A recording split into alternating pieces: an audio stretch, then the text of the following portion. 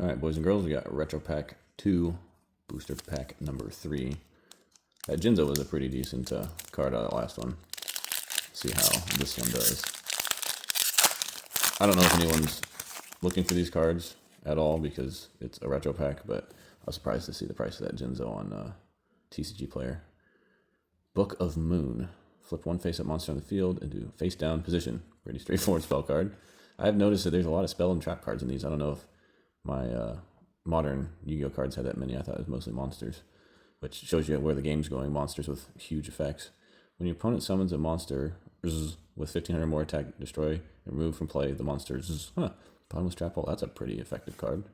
I had one of these, Spear Dragon.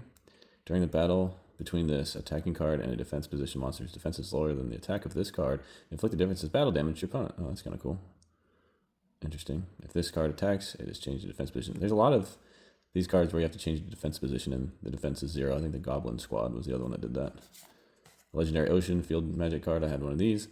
This card's name is treated as Umi. Reduce the level of all water monsters in both players' hands on the field by 1.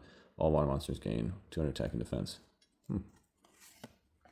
Hino-Kaga-Tsuchi. I've never seen this card in my life. Spirit Pyro. 1, 2, 3, 4, 5, 6, 7, 8 stars. So this would be the same level of like a Blue Eyes, but obviously it has to be weaker than Blue Eyes. Pyro Spirit. I don't know what that means. This card can not be special summoned, so it has to be tribute summoned. This card returns to its owner's hand during the end phase of the turn in its normal summoned or flip faced up.